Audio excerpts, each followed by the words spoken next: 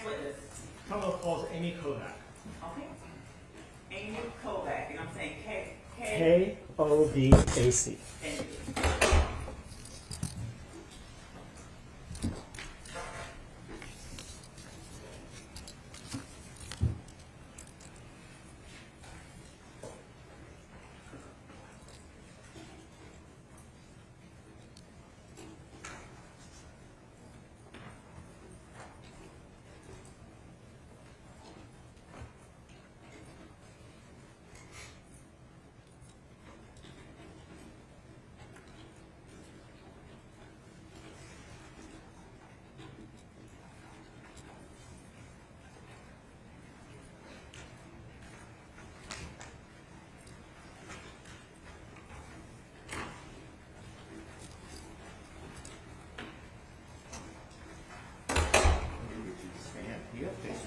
Raise your right hand. Do you swear or affirm the testimony you're about to give is the truth, whole truth, and nothing but the truth? Thank you.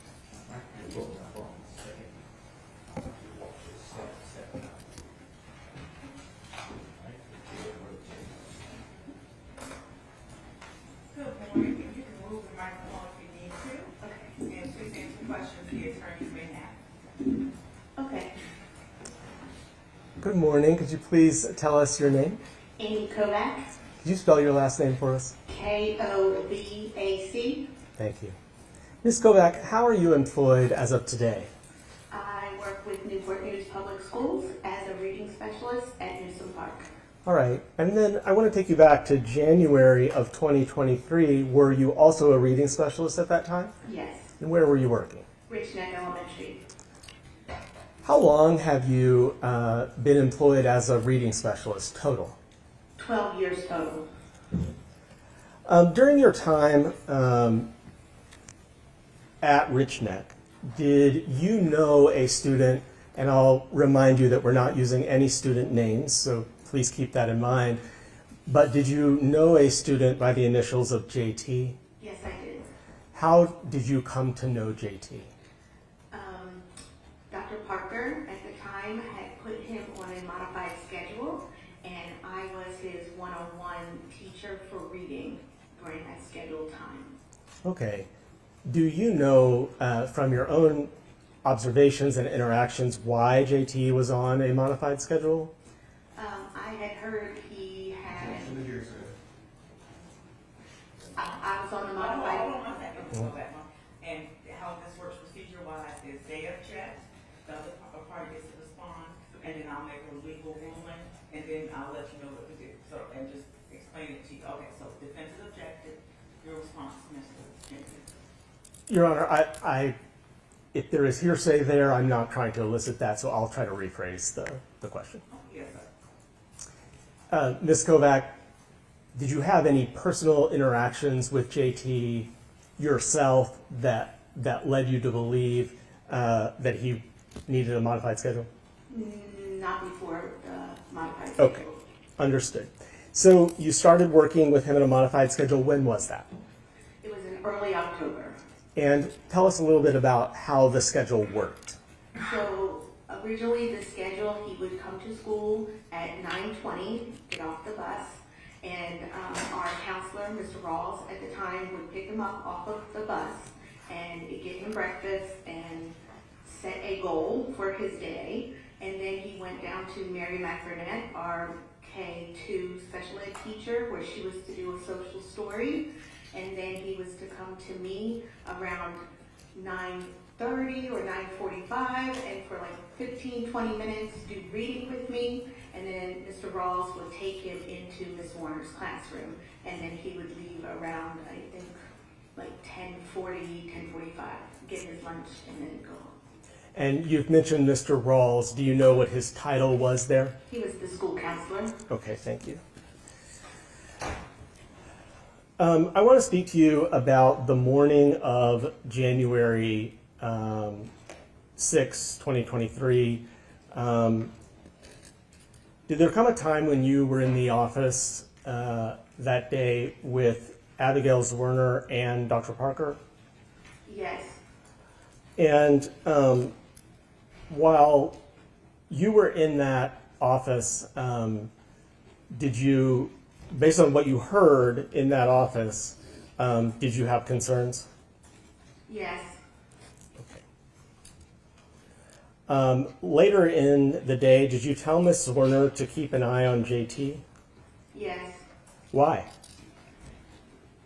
because two girls had reported to me that he had a gun in his bag. Okay, what's your objection? Response. May I lay a foundation for the potential use of an exception, Judge? Okay, yes, sir. You've indicated, I believe, that two girls spoke to you. We'll hold off on what they told you.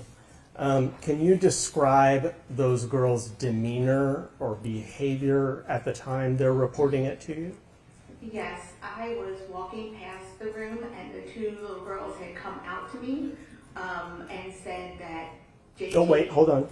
Before you tell us what they said, what I want to know is how they appeared to you. They seemed to be scared and worried. Okay, what did you see in them, what in their bodies or their faces that made you think that? The actions of them coming close to me, wanting to get my full attention and to let me know, and their faces were kind of like expressive to show worry and concern. Okay, and eventually they do tell you something, again, without going into what they said.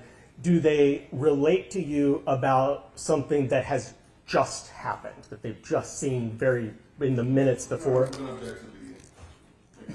This is to establish a foundation to use a hearsay exception, Judge. It's Okay, so Ms. foundation. Okay, hold off on answering. Let me hear the full question, then I can decide on the objection. Yes, the question is whether the report she receives is quick in time to when she received it. In other words, whether they are reporting something that happened within the last minute. Because that's a foundational question for the excited utterance exception. Mr. T. Your Honor, I think that's clearly reading. He's asking for, she has not even testified anything about what they said or how, she testified that they seemed scared or whatever.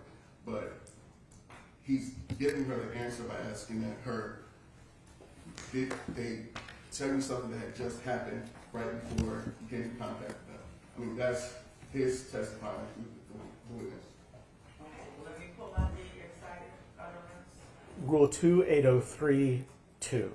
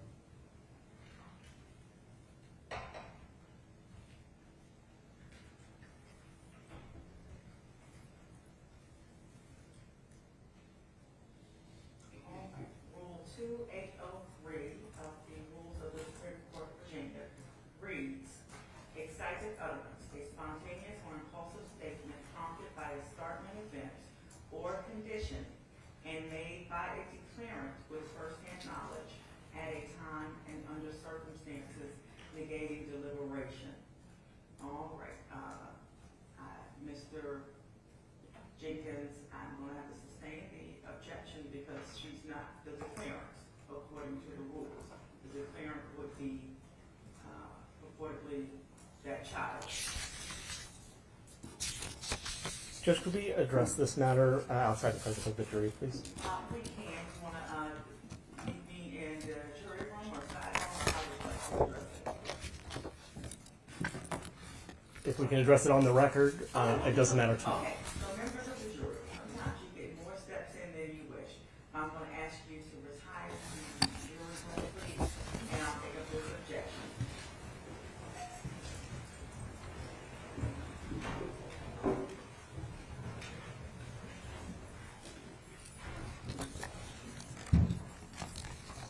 I ask you to remain on stand or witness going to the witness room. I'd ask that she go into the witness room. Okay, and one moment, Ms. Kovac, we'll wait for the bailiff to come on, that door shouldn't be locked, go to wait. Okay, members of the gallery, you can have a seat. Okay, Sheriff, we're gonna have Ms. Kovac step back into the witness room. Watch your step, please.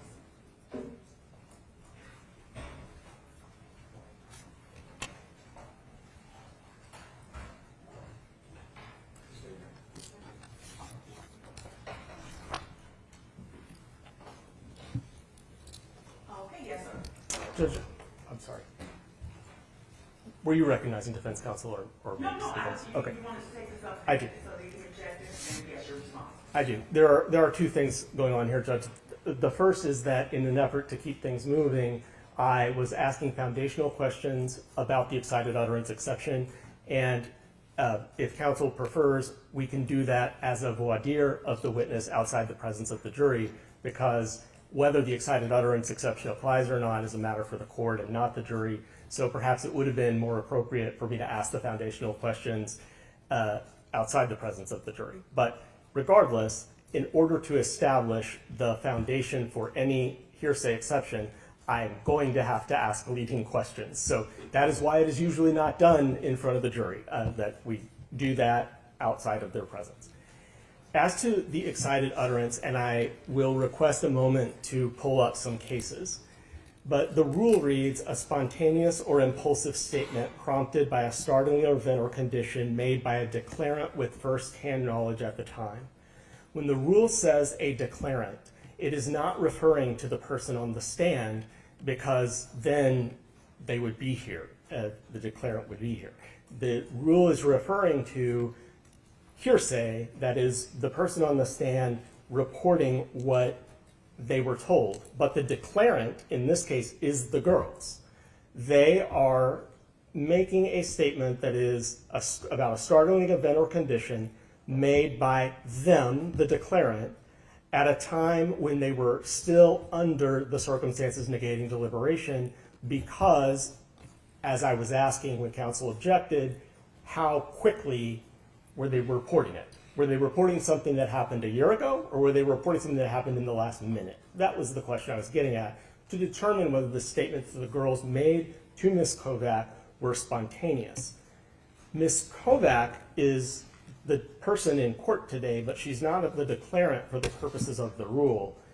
The declarant is the out-of-court statement. And so if I may have a moment to find a case example, I think I will be able to. Okay, you may, and I understand your argument, there's a distinction between a declarant and the declarant.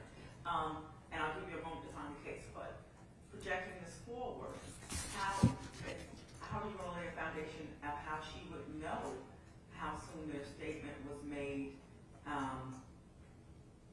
to when the children observed whatever concerned them, to when it was relayed to Ms. Kovac? Because you brought that up. Do you have a plan to flush that out? I think we should flush that out before we bring the jury back in. Right, so And- that's what I'm yes. asking that, and so just thinking forward, I- that will come next. But yes, I'll give you a moment. Yes. Okay, just let me know when you're ready. Hold on, please, let us find this case. And then I'll happily hear from you. Can I step out while he's finding the page? Sure.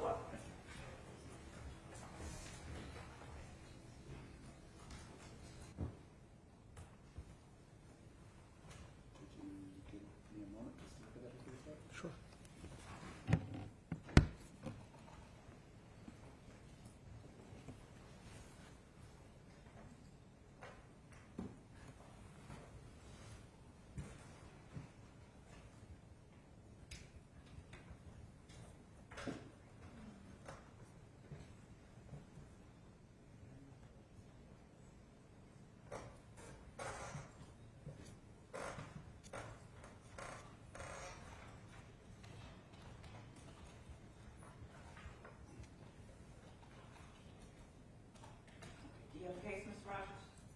do. I'm trying to just read it so I can. Okay, well, we're gonna move on. Go ahead, Tom, but we're gonna have to do two things at the same time. Yes, Mr. Jenkins? Yes, Your Honor. The case that I would cite for the court is Hicks v. Commonwealth, HICKS. It is 60 Virginia App 237, May 29th of 2012. I cite the case only because it is an example where a witness is on the stand and is allowed under the excited utterance exception to testify that the victim of a shooting said he'd been shot. So the declarant in that case was the victim who had been shot, excitedly declaring something spontaneously, while the witness in court was someone else entirely who just heard the out-of-court statement. That's what we have here. Ms. Kovac has heard, I believe we can do voir dire to ensure, has heard an excited utterance from these two children, and they are the declarant that the rule contemplates. Thank you. Response from the Jenkins. Yes, Your Honor. I agree with Commonwealth that the declarant can be someone other than Ms. Kovac. However, in order for the excited utterance exception to apply, again, we can go to the death or the rule. Excited utterance is spontaneous or impulsive statement prompted by a startling event or condition and made by a declarant with first-hand knowledge at a time and under circumstances negating deliberation. Ms. Kovac cannot testify to whether these declarants had first-hand knowledge, whether it was at a time and under circumstances negating deliberation. She has no details about that. She would have, because she's not able to, the girls are not here, she's not able to testify to any of that. So the excited utterance exception would not apply. Thank you. So the court will reconsider its previous ruling, which I sustained the objection. I will now overrule the objection and allow Ms. Kovac to answer the Commonwealth's question, and the excited utterance rule does apply. Anything, what was the other point that we were going to consider? How are you going to lay the foundation to show the duration? I would suggest, Your Honor, that before we bring the jury in, we have Ms. Kovac come back to the stand, and I will voir dire her briefly, just to establish the concern about the girls' knowledge of what they were reporting, Okay. whether it was spontaneous. All right, we'll bring her back. Please share.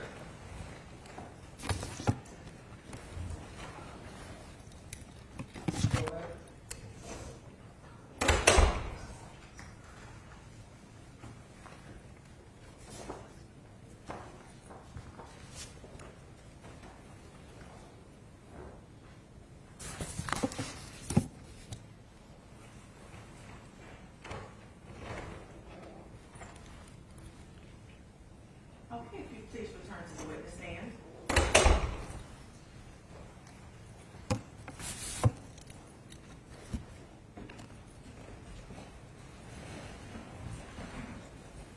And you are still under oath. We're going to answer some questions outside the presence of the jury. You may ask you some questions. You may proceed, Mr. Jenkins. When we left off, you were telling us about two girls running up to you. Yes. Could you please tell us what they said? They said that JT had a gun in the back. Okay. So, upon saying that JT had a gun in the back, could you describe their demeanor in saying that? They came up to me, they were kind of, like nervous and worried and wanted help. Okay. Judge, I think that lays the foundation for her to say what the girls told her under the excited. How long after well, first of all, how did they know that Justice had a gun in the bag? JT had a gun. I don't know. You don't know, okay? So as far as you know, as far as you know, someone could have told them that, correct? I don't know. Okay. Your Honor, just based on that, I believe that this is, again, that she has no knowledge of any firsthand, if the girls had any firsthand knowledge, how they came to get that knowledge, And so then we running into hearsay, possibly hearsay within hearsay, if the girl's heard it from someone else. She doesn't know. And so I believe, Your Honor, that this does not come in. Response. The standard in the site. I'm sorry. There's one other thing.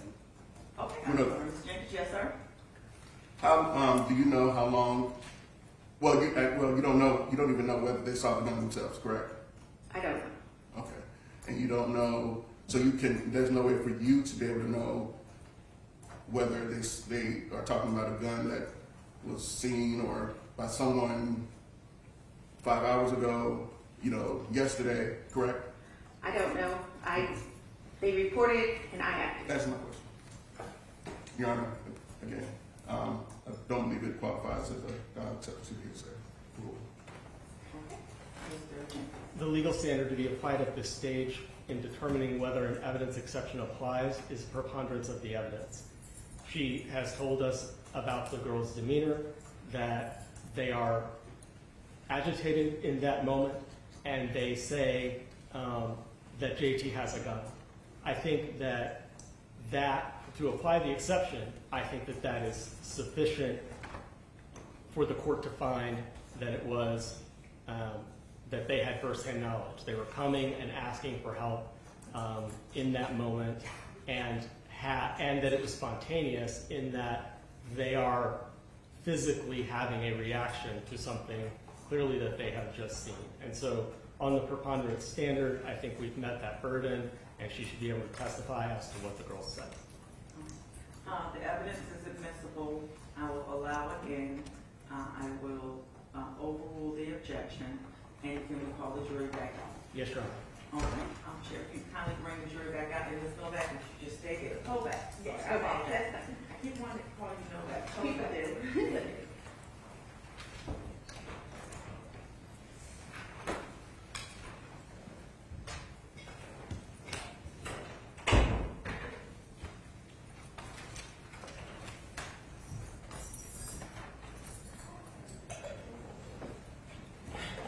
Please stand for the jurors.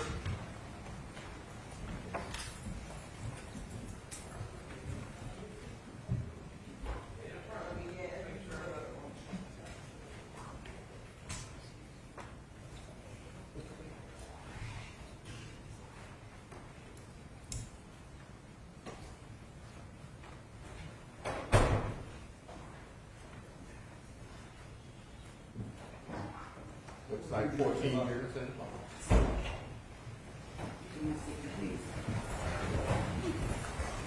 Okay, and Mr. Jenkins, if you maybe back up a question or two, and you may proceed with your direct examination.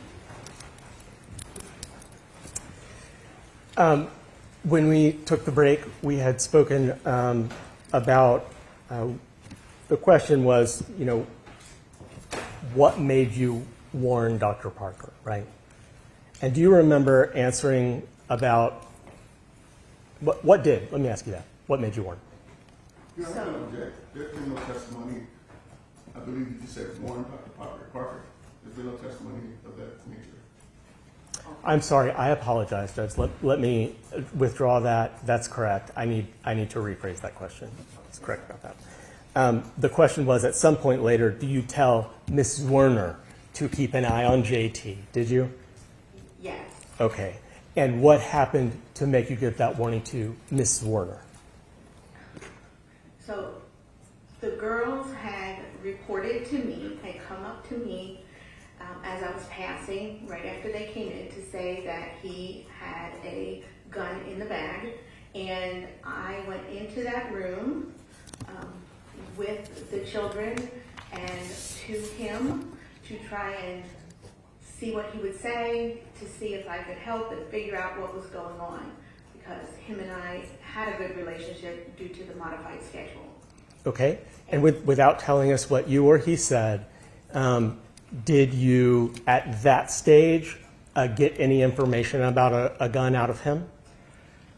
I told him the rules of school, that we cannot have any guns in school, we cannot have any type of weapon in school, and I asked him if he had a gun in the bag.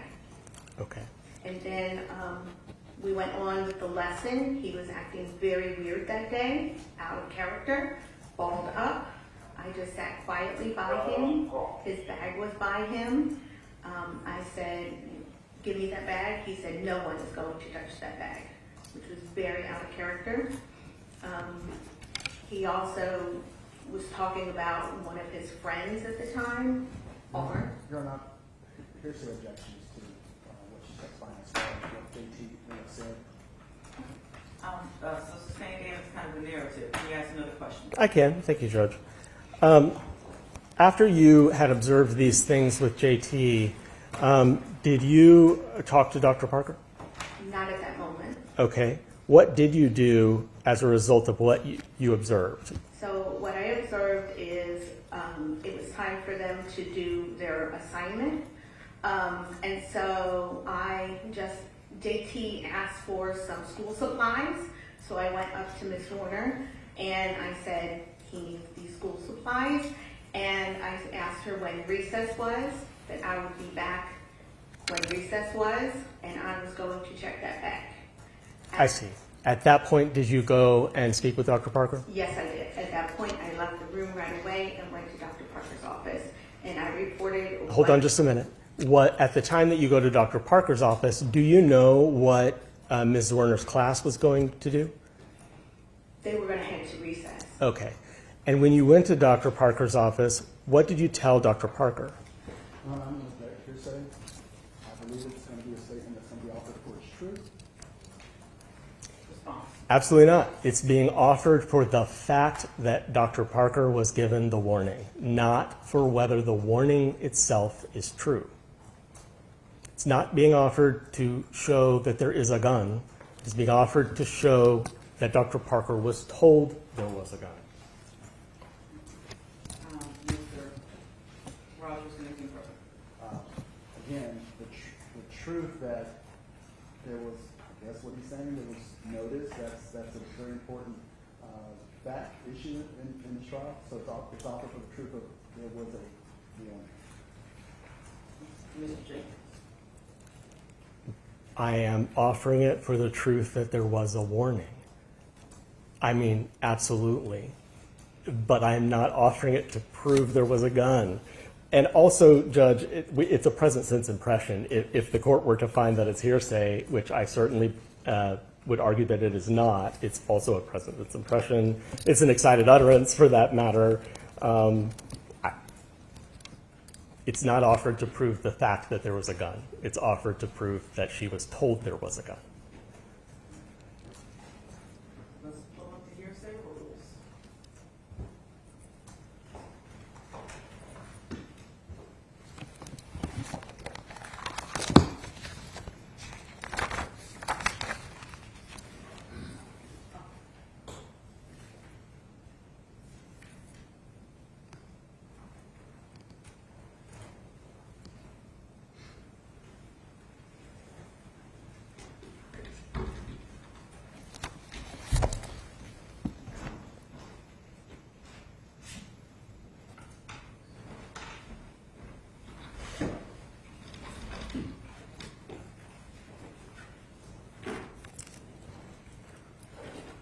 Judge, if I could direct the court to a particular rule and section. You may. 2801, subsection C, which reads, hearsay is a statement other than one made by the declarant while testifying at trial or hearing that is offered to prove the truth of the matter asserted. So this does not meet the definition of hearsay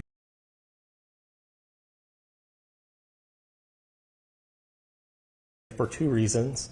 First, we are not offering it to prove the truth of the matter asserted. And second, the declarant is testifying at the trial. The declarant in this case is Ms. Kovac.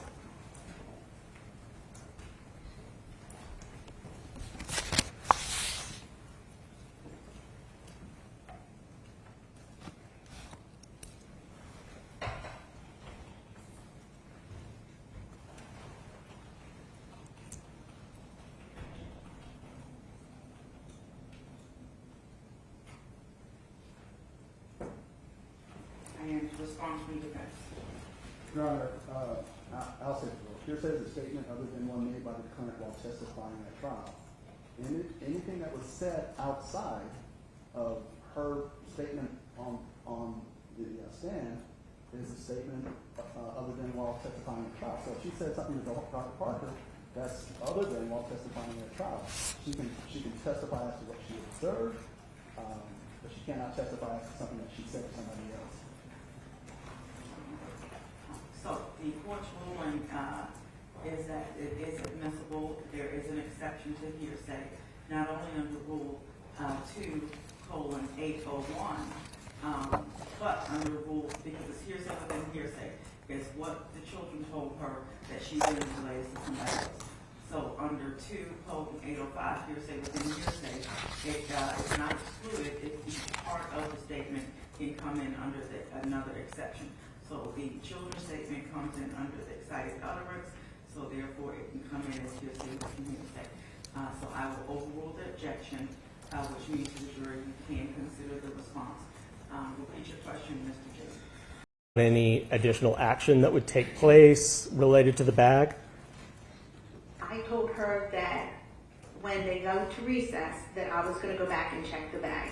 Okay. Did Dr. Parker respond to that? She had just acknowledged it with like a nod. Okay.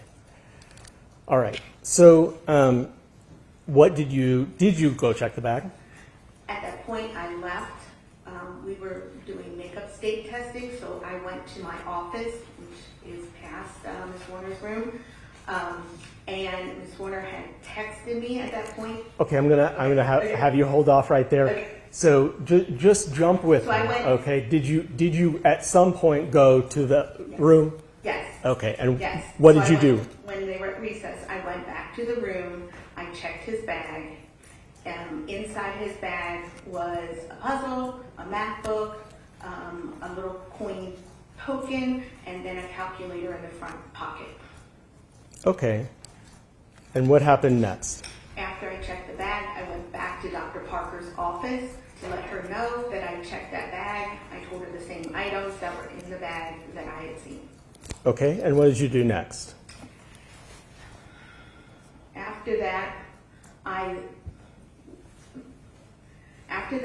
went back and I went back outside to Abby and the class that was outside at recess. Okay, I'm going to pause you right there. While you're outside at recess, without saying what anyone said, were there discussions among the teachers? There was only her outside with her class at that time, and then I came outside at that time. Did you and Abby talk? Yes. And had you and Miss Zwerner, again, without saying what the content was, had you and Miss Zwerner also communicated by text message? Yes. Okay. Now, as a result of those communications, again, it doesn't matter what was said. What did you do next? So, from the result of the text, I then went and checked the bag. I then went and reported a second time to Dr. Parker. Then I went outside to speak to Abby to see if he would come to me because of what she had said in the text. So he was behind the rock wall, did not come to me.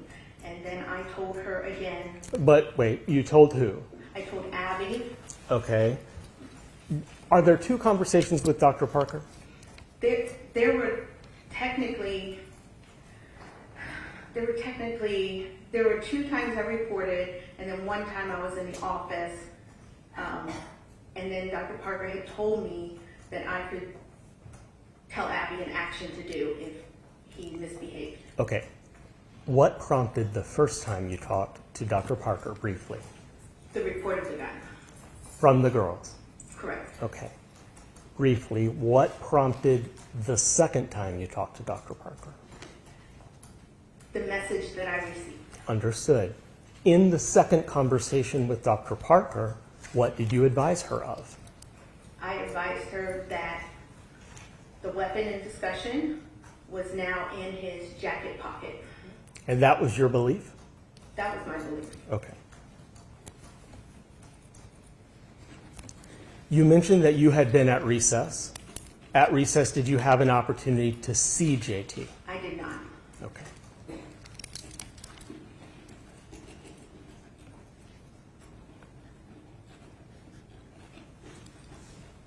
According to your understanding at the time, what was the protocol for teachers or faculty members to follow when they believed there was some sort of crisis developing?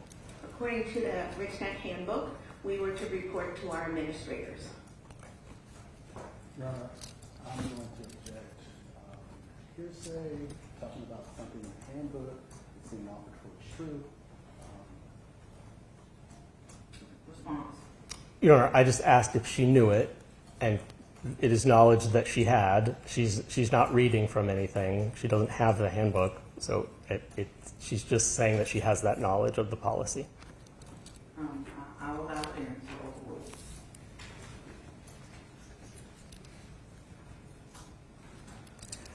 Ms. Kovac, I want to take you to the moment on January 6th that a gunshot has happened. Do you recall that moment? Yes. Okay.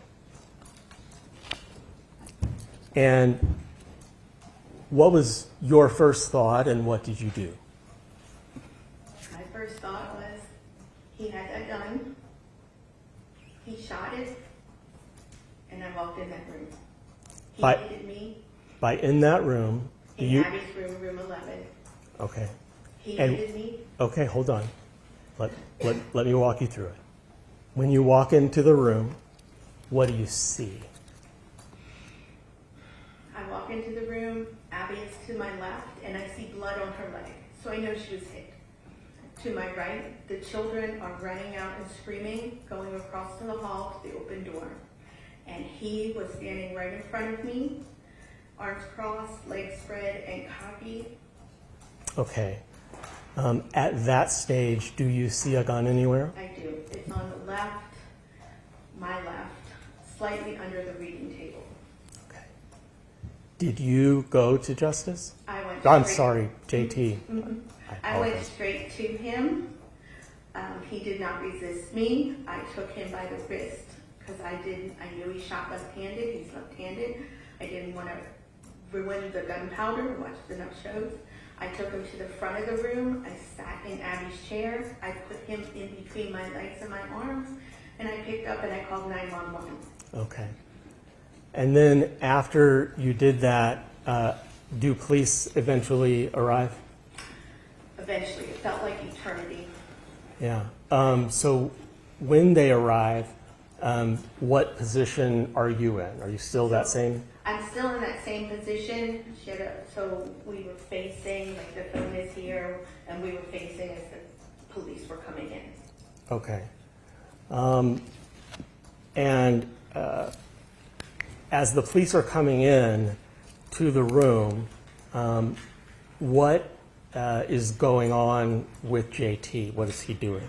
Your Honor, I'm going to object to relevance at this point. It's not relevant to these proceedings at this point. What happened after the gunshot, and whether Dr. Parker is guilty of anything. We've gone beyond what's represented in this presentation with this witness. Response. Your Honor, the statute contemplates the event. I'm sorry, there couldn't be anything more relevant. The event of the shooting and its immediate aftermath is precisely what Dr. Parker is charged with. The effect of her omission is what we're hearing right now. And so this is the very circumstance. It is the immediate shooting and its aftermath, and its after effects for these children. And what she's describing is a present sense impression of something that is occurring as it's occurring. So I will overrule the objection in terms of it's part of the incident and the immediate aftermath. Now the ongoing effects, there are going to be some limits on that. We can't talk about, I don't expect to talk about things more than 2 hours after this incident. Are you going past that? Not with this witness, Judge, but with children and families that experienced ongoing effects from the neglect, but not with this witness. And we'll take that up at a later point. But yes, you may continue with this witness. Objection overruled. When police arrive, that's the part we're talking about. What is JT doing? He is in my arms, and they asked me if, I was okay, and if he was okay, and we were both okay. He became more agitated and cussing up a storm, and eventually, he was just spewing cuss words, stating, that he... Your Honor, I'm going to again object to relevance here. And also the fact that this testimony is really more prejudicial than probative of any element of the offense. Any response? I think the court has already ruled on that. We didn't talk about prejudicial versus probative. You want to respond to that portion of the objection? That's a new objection. Sure. All of the Commonwealth's evidence is prejudicial by definition. The question is whether it is probative. Probative is another word for relevant.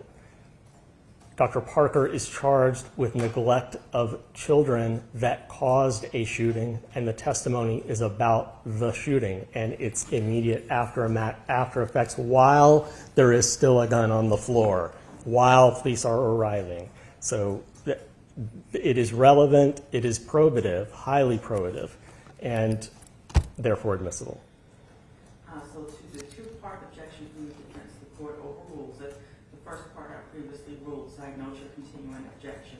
As to the second part, prejudicial versus probative, it has to be, I think, substantially outweighed according to the admissibility standards in this case. Therefore, I rule it. I'm going to allow the testimony. You may consider it. Do you need him to repeat the question? No.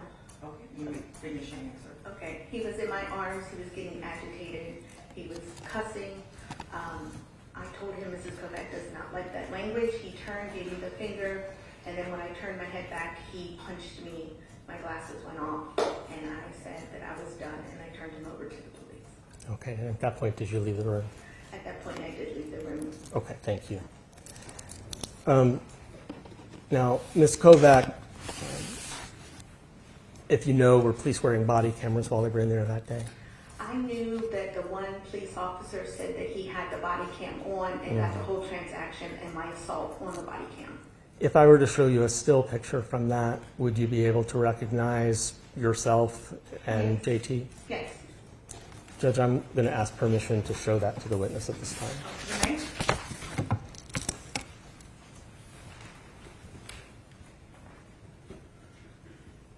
And are you approaching the witness stand, or are you going to just...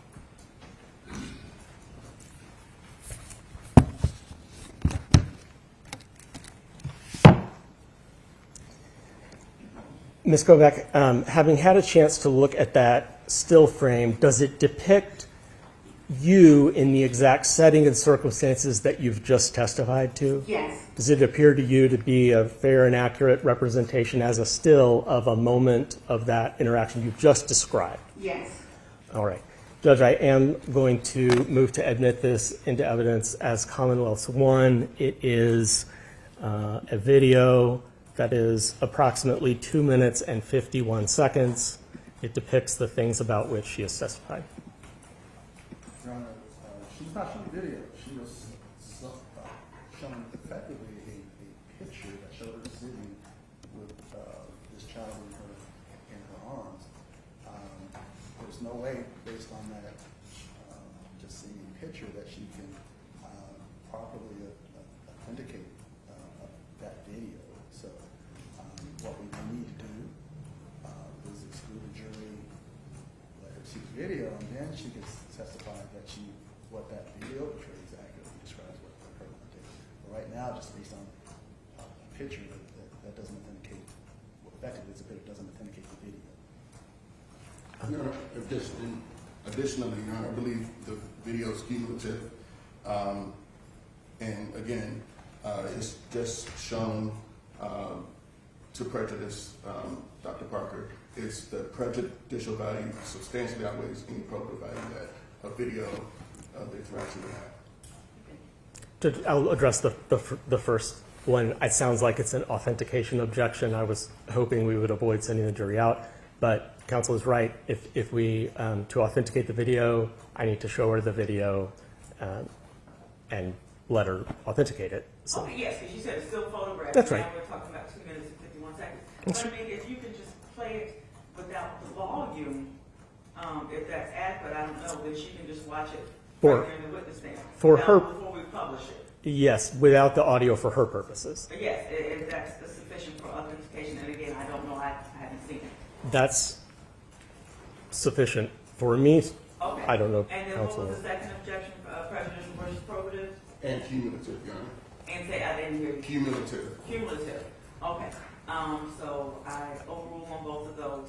And Mr. Jenkins, are you able to play it? Yes, Your Honor. And so again, he's going to approach and play it pretty silently. Yes, ma'am. We're still having trouble here. Still having trouble hearing them. Okay. Mr. Rogers, I don't have a microphone. I don't know what we can do if they still can't hear you. Yes, ma'am. Nobody ever has trouble hearing me. And we're just going to sit quietly while this, I try to do this.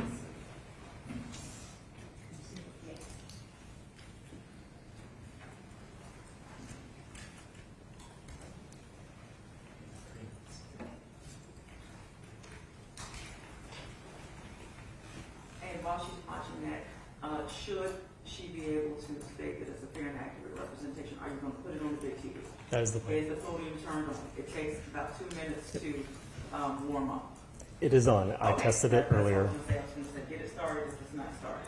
It looks like someone has changed the TV since I tested it earlier. Though, Okay, 'cause so it's, let's find the right source. Input. Which you,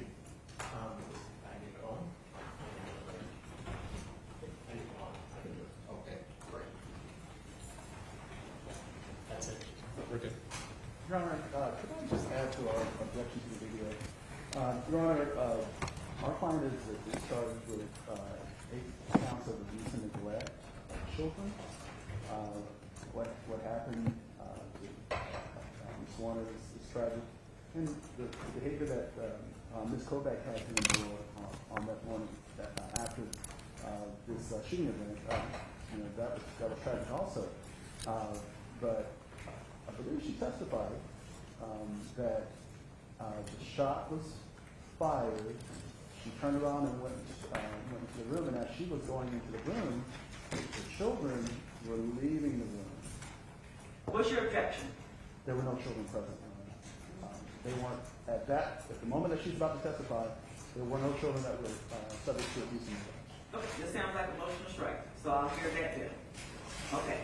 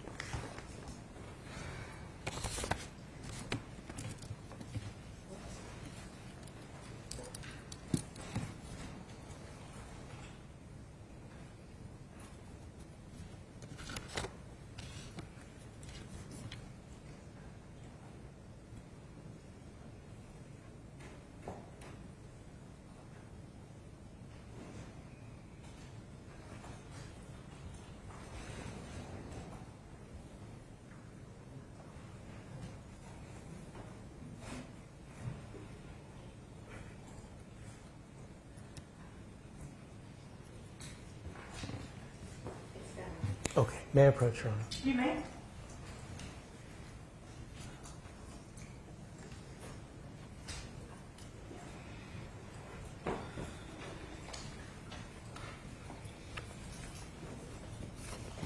Ms. Kovac, you've just watched a video. I'm sorry, is that yes? Yes, sorry. Thank you. Does that video fairly and accurately show what happened in those moments that you were just describing in your testimony? Yes, it does. Judge, I do move the video into evidence as Commonwealth 1. Defense, We've already you already objected, so there's some noted, no parole, and you may play the video. This will be marked, again, you said Commonwealth 1? Commonwealth 1, Your Honor. And for the purposes of the media coverage, this video, we have muted the name of JT and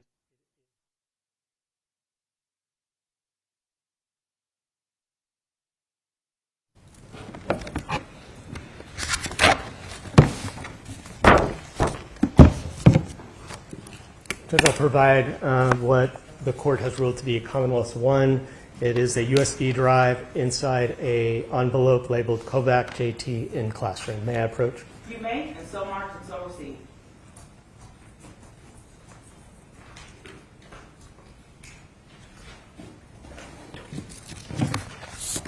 Thank you, Ms. Kovac. I don't have any more questions for you, but please answer any questions from defense counsel.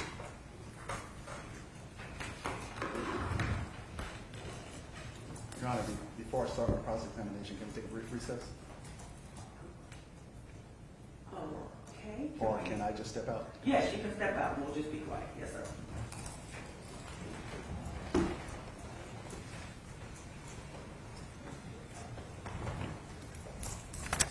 All right. And would you agree that you had actually spent a lot of time with JT prior to this incident? On the modified schedule, yes, so from October through January. So you were used to his ups and downs, is that correct? Correct. Okay. He had good days? Yes, with me. Okay. And obviously, even prior to this day, he had some bad days. Correct. Would you agree that the Wednesday prior, just immediately prior, he had a bad day? Correct. Were you there to see and observe his behavior on Wednesday? In the classroom, After the classroom incident? I was in the office when he was brought up. Okay. All right. And are you aware who brought him up? Mr. Rawls. Okay. All right. Do you know why he was brought up? He didn't tell me then. I called for the buses at that point. Okay. But you knew there was an incident in the classroom, that he was brought out of the classroom? Is that correct? I knew that he was in an incident and was carried to the office. Okay. All right. Okay, good. All right. So would you agree that it's the teacher's responsibility, primary responsibility, to make sure that the students in their classrooms are safe and protected from any harm? It is the teacher's responsibility to teach the children, to have a schedule for the children, and to handle disruptive behavior, not excessive behavior, is my understanding. Okay. So you would agree that if there's a disruptive student in the classroom, the teacher has the authority to remove that child from the classroom? She can usually call for help. That's what I would do. So you're saying no, a teacher cannot remove a student from the classroom for disruptive behavior? I mean, to another classroom. It just depends on what the classroom plan is and the school's rules are. So yes or no? I don't know. You don't know. Okay. All right. Have you ever removed a student from a classroom for disruptive behavior? In my classroom as a general ed teacher Sure. or as a reading specialist? A general ed teacher. Yes, I've moved into another classroom. Okay. All right. You would also agree that a teacher has the ability, if a student is disruptive, to take them down to the administrative office. If there's someone to watch their class if needed. All right.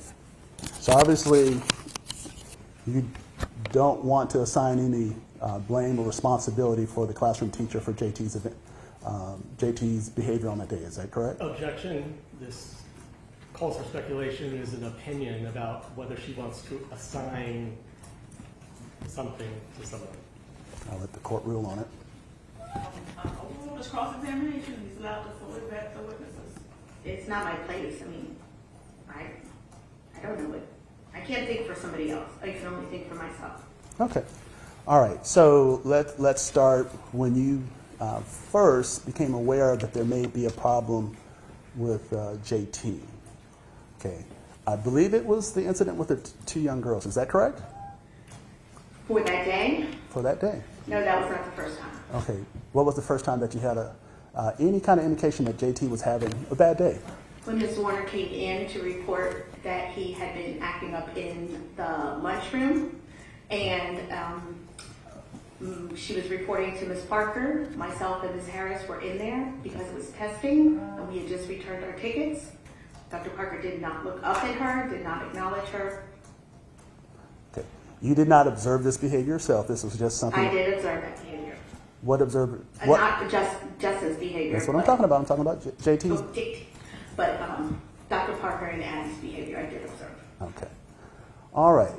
And then you had the encounter with the two young girls. Is that correct? Correct. All right. And so it sounds like, based on your testimony during direct examination, that that you believe the girl's assertion that JT had a gun. Is that correct? Correct. Okay. So obviously, if JT had a gun, then he presented a danger to the students in his classroom. Is that correct? Correct. Correct. Okay. All right. So you went to investigate that. Is that correct? I walked into that classroom to speak with him. With the belief that he had a gun. Is that correct? With the belief that it was a possible weapon. Okay. All right. And so, and you observed that he was acting off. Is that correct? Correct. Okay. You, along with his teacher, had the authority to remove him from the classroom. Isn't that correct?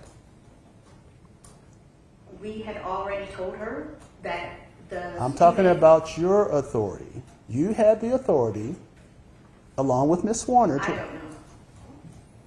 Okay. All right. But even with you indicating that you believe that he had a gun, you spent some time with him, and then you left him in the classroom, even though you believe that he had possessed a gun. Is that correct? I left the classroom to report as required by my school. If a student had a gun, don't you believe it's required that you separate that student from the other students so he doesn't present a danger of harm to those students? Objection's been asked and answered 3 times now. Response? Your Honor, I'm just trying to make sure that she clearly indicates what her responsibilities are regarding the safety of the children. Ask us one last time. For the safety of the children, I did not remove him at that point. All right. So then you said that you actually spent some time on the playground when JT was with his classmates. Is that correct? I went out to the playground, did not spend time. I was testing and had to get back. But you believe that he had a gun on the playground. Isn't that correct? I'm not sure what kind of gun, I'm not sure what kind of weapon. I had not seen it myself. I only heard the reports, and I reported as required. But you said you believed it was a gun. Is that correct? Because the girls reported. And you believed them? Any report of a weapon in a school, I'm reporting, and I did. All right. Is there More than once. Is there a possibility that you thought it was a toy gun versus a real gun? My personal thoughts are my personal thoughts, so. Did you express to anybody that you thought it was probably a toy and not a real gun? Yes, after the incident, the police have it on police cam. That was my thoughts while I was in shock. Okay. So you believe there was a real gun, and then you left the other I student? did not know if it was a real gun or not when I was in the room with him. So you didn't believe that he had a gun? Objection, Your Honor. He's misstating her testimony over and over within his questions. Response, Mr. Rogers? Your Honor, she's trying to have it both ways. She indicated on direct examination that she believed he had a gun. Now that I am assigning her responsibility to her, she's trying to say that, well, I don't know. What I believed at the time, she's acknowledged that she did tell somebody that there was a toy gun. So I'm just trying to narrow down whether or not she believed it was a gun or not. Okay, in your objection, objection to me fleshing that out is what, Mr. Jenkins? It's that she has already said the answer. She has already said that it could have been any kind of gun she didn't know. And he keeps restating her testimony differently than that. He keeps saying, you believed it was a gun. And she keeps saying, I didn't know if it was a gun. I think he switched to her stating something different purportedly on the body cam that now it's a toy gun. And again, strong cross-examination, vigorous cross-examination is fundamental of our justice system. So overruled, you may proceed, Mr. Rogers. Your Honor, may I address one other issue? Yes. I'm hearing in the courtroom gallery commentary for coming over my right shoulder. I just think the gallery needs to be informed that they're not Okay, and I can do that. And I heard something, I just couldn't tell the direction. I need absolute silence from participants in the courtroom. We cannot comment, we cannot bolster, we cannot suggest our opinions in any way. Please govern yourselves accordingly. This is an open public proceeding, but if people are disruptive, they will be asked to leave. Comments are considered disruptive, and I can't close this courtroom. I'll ask everyone to govern themselves accordingly, and I think the sheriff will start keeping an eye out for that. I know he was. So sheriff, if anybody's making noise, please escort them out. Thank you. All right, please proceed, Mr. Rogers. Thank you, Your Honor. So it sounds like now you're saying that you weren't sure if he possessed a firearm. Is that correct? What I'm saying is, the girls reported that there was a gun, And you believe them? and I, Objection, Judge. Yeah, let her finish her response, Mr. Rogers. I acted on the report. Children were 6 years old, first grade. I acted on the report. I went to see what was going on with him. I did not look in the bag. I did not touch the bag. I was in the room. When I left the room, I went and reported to my administrator. Did you leave that? Are you finished your response? Yeah. Okay, next question. Did you leave that room believing that there was a gun? I left that room believing that there was something in that bag. Something that potentially presented a threat of harm to those children? And this is ask and answer, Mr. Rogers. All right. Next question. All right. Move on. All right. And then let's talk about the playground. Same thing, right? You knew that JT was out on the playground, is that correct? Correct. All right. You said that you didn't visually see him yourself, but you knew he was present, is that correct? Correct. Okay. He was out there with his classmates, is that correct? Correct. All right. Miss Zwerner, his teacher, was out there, isn't that correct? Correct. Okay. There was nothing that prevented you or Miss Zwerner on that playground to separate JT from the rest of his classmates, isn't that correct? No. All right. So you said that you searched his backpack, is that correct? Correct. Okay. After you searched his backpack, did that dispel any fears that you may have had that he possessed a firearm? No. Okay. So you continued to think that he potentially had a firearm, is that correct? Something. He had some kind of weapon. When you say some kind of weapon, are we talking, We're still talking gun because that's what the girls reported. I did not know what was in that bag. so are you holding out the possibility that it's a toy gun? I'm not sure what it was. Yes or no? It could have been, yes. All right. So if it was a toy gun, We still report and we still investigate. I got you, but it's not a toy gun is not a threat of harm to the children, isn't that correct? If there is a report, it is required by the state that you report. Do you And understand I my did question? report. I do understand your question. Okay, does Okay, it? hold on, for everybody. We're gonna lower the temperature in the room. So the objection would be non-responsive, because she did not answer your question, she answered a different question. Can you repeat your last question, Mr. Rogers? Do you believe that a toy gun presents a threat of harm to those students? It could. Yes, yes it could. Okay, explain. How in the world a toy gun could present A a... BB gun, a water gun. I said, Any kind. my question was... Objection. She answered the question, what's the next question? Okay. So you consider a BB gun as a toy gun, is that correct? It's a gun. You report for any type of weapon. I reported it. All right.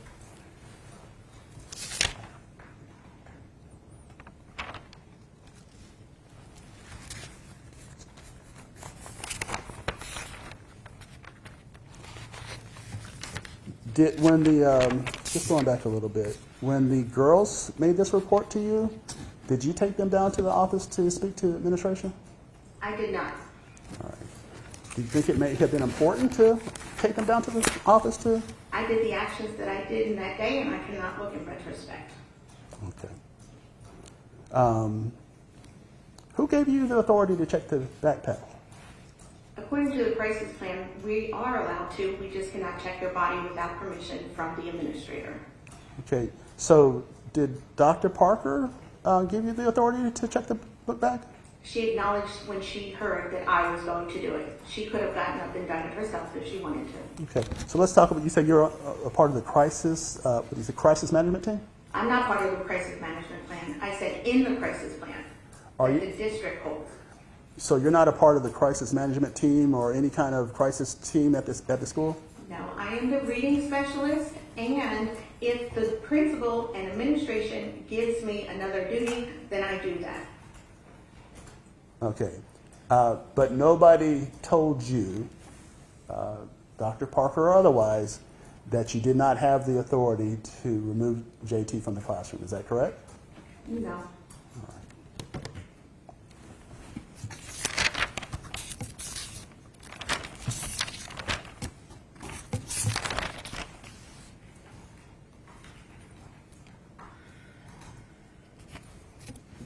When the police arrived and you were holding JT, were there any students in the classroom? No. Okay. At what point did the students leave the classroom? When I was walking in, they were coming out. Okay. So by the time that you took a hold of JT and sat down with him, there were no students in the There were classroom. students in the room. Zwerner, can I have a moment?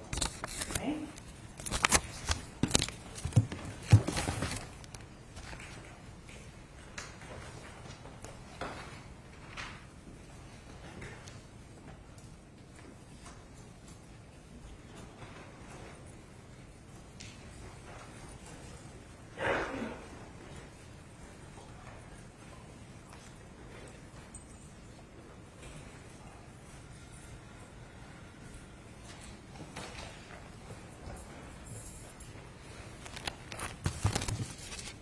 After the firing of the firearm by JT, one of the steps that you took was to call the police. Is that correct? Once I had a hold of it, yes. Okay. So that phone was readily available to contact the police? It was her school office, it was her school phone. Okay. Were there also walkie-talkies that could be used to communicate with administration? There is, but I did not have my phone or my walkie because of testing had just finished. And state testing, we cannot have that. So I had none of those. But you did have the classroom phone that you could have easily called down to the administrative office. Isn't that correct? After the shooting I did call, I was busy the whole time. All right. So before then, you took no steps to call the police. Is that correct? Correct. And okay. So, but you did communicate with administration face to face. Is that correct? Correct. All right. Several times.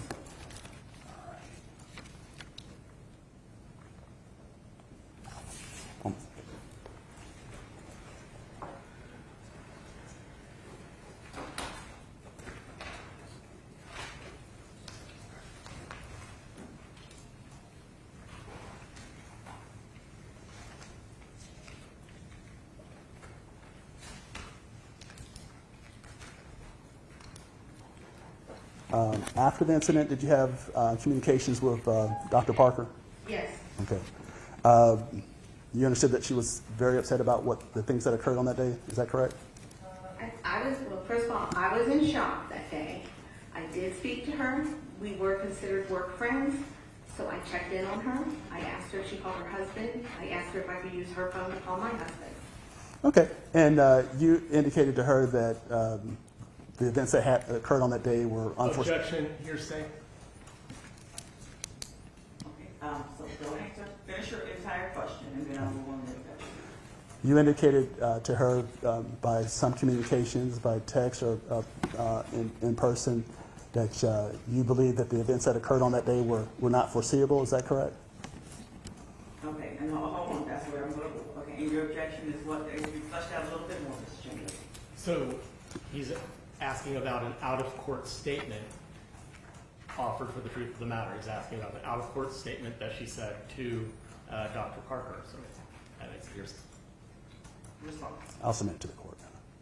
So sustain. All right, so do not answer. Next question, if any.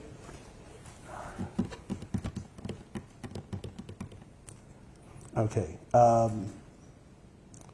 And so, just briefly going back to the backpack. So, you searched it, didn't find anything that you believe presented a danger. Is that correct? Not at the time, correct. Yep. Okay. Did you observe at all JT on the playground? Did you observe what he was wearing? You know, anything No. that he may have had in his pockets? No. All right. All right. Your Honor, I'm going to check with my co-counsel one more time, and then I think I'm done. Yes, sir.